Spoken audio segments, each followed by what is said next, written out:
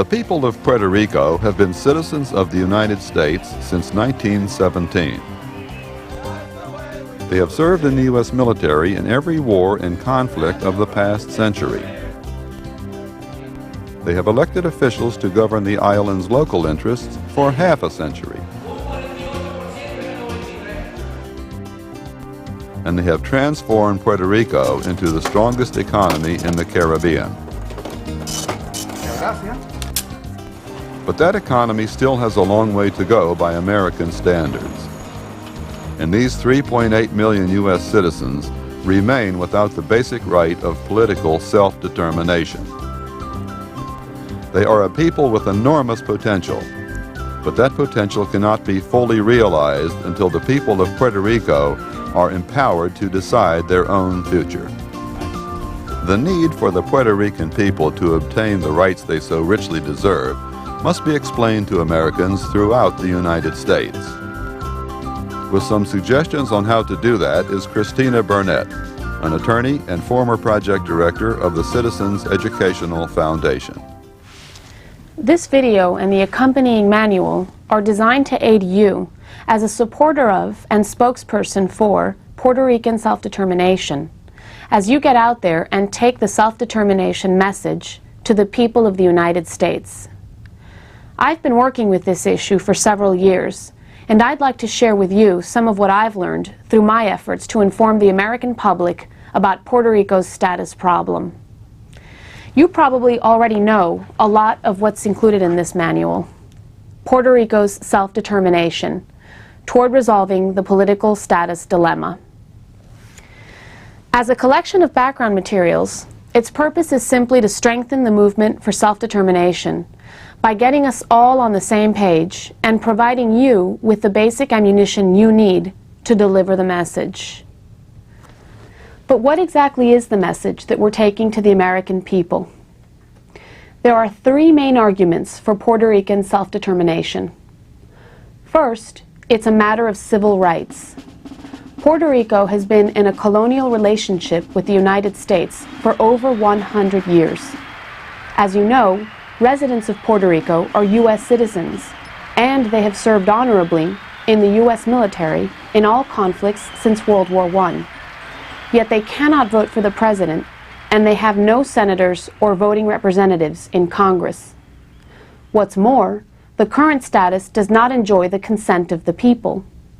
In the 1998 plebiscite, the status quo received less than 0.1% of the vote. Second, self-determination for Puerto Rico is a matter of economics.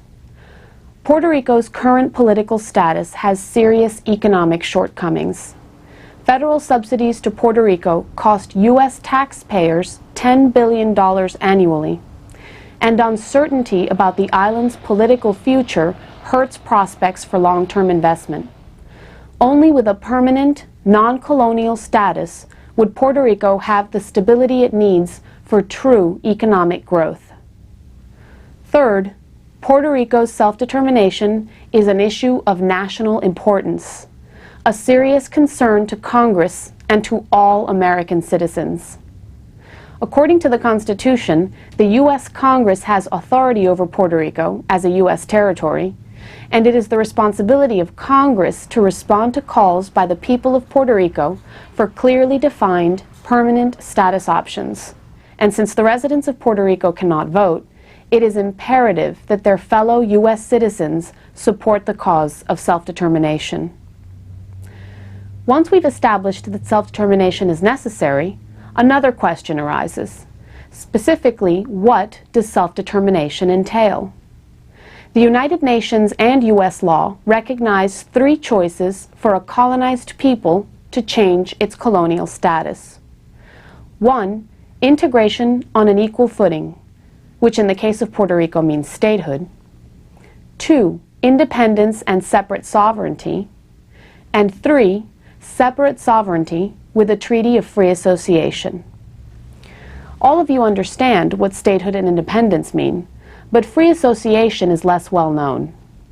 Generally, under a treaty of free association, a small nation delegates powers over matters like defense and foreign relations to a larger, more powerful nation, often in exchange for economic assistance. Such a treaty between sovereign nations is not binding, and either side may terminate it at any time. So far, this video has covered only a brief outline of the message and meaning of Puerto Rico self-determination, and you can find more details in your manual. Now I want to move on to a key point: providing ourselves with the tools to spread the word. First of all, not all of the information in the manual will be relevant in every context. Before you go into a meeting or make an appearance, always ask yourself 3 basic questions. Who is my audience? What is this audience likely to care about? And what do I want from this audience? In your manual, you'll find a list of potential audiences, from students to veterans to civil rights activists, as well as tips on dealing with each of them. For now, let's take a closer look at how to reach one crucial group: elected leaders. Gary Heimberg is a former Capitol Hill insider who now lobbies Congress for the self-determination cause. When I approach members of Congress and their staffs about Puerto Rico self-determination, I always try to put the issue in a context that will make it of most interest to them. I start with gathering as much relevant information as I can about the member. For example, has the member ever taken a particular position on the issue? Is the member Hispanic or a veteran, or have a large Hispanic or veteran constituency? And perhaps most importantly, is the member a Democrat or a Republican?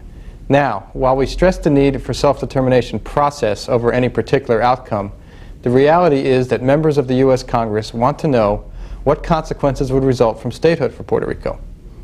In Democratic offices, it is important to note that there is a very high voter turnout in Puerto Rico, and that there is a likelihood, though certainly not a foregone conclusion, that a Puerto Rican delegation to Congress would be Democratic.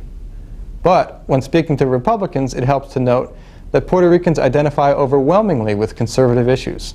I also stress to Republicans the vast amount of taxpayer money that goes to funding their current Commonwealth status. But whether Democrat or Republican, the fact is that the Puerto Rican people are likely to support the party that ultimately grants them self-determination. So that's how I approach Capitol Hill meetings and contacts. Obviously, with other audiences, the arguments need to be tailored accordingly. Whoever your audience is, there are 3 final things to remember. Always ask specifically and clearly for what you want. Remember to provide your audience with any materials they might need, like a sample resolution or a petition, and collect as many names and addresses as possible. The bigger our mailing list, the stronger our movement. I want to leave you with some tips on specific issues that will come up as you deliver the self-determination message. You should find plenty of helpful information in the frequently asked questions section of your manual. Let's go over the most common question. Didn't the people of Puerto Rico choose to stay the way they are in the December 1998 plebiscite? The answer is no. In 1998, only 993 people voted to maintain Puerto Rico's current status as a territorial commonwealth. A little more than half of the voters chose an option called none of the above. That option is not a status. According to a Zogby poll taken after the plebiscite, which you can find in your manual, 45% of those who voted for none of the above were protesting a variety of non-status issues. An additional 37% supported another definition of Commonwealth. And 10% did not think the U.S. Congress would take the results of the plebiscite seriously. I hope this video has served as a helpful resource for you. Puerto Rico's status is an extremely complicated issue, but we should always keep in mind that the Puerto Rican people must be given the opportunity to choose between statehood, independence, and free association as their permanent political status. The well-being of almost 4 million Americans relies on our ability to get this message out to the general American public. The U.S. Congress has the ultimate authority over Puerto Rico. Once the American people understand what's at stake, they will tell their representatives in Congress to do something about it, and action can finally be taken to resolve Puerto Rico's political status dilemma.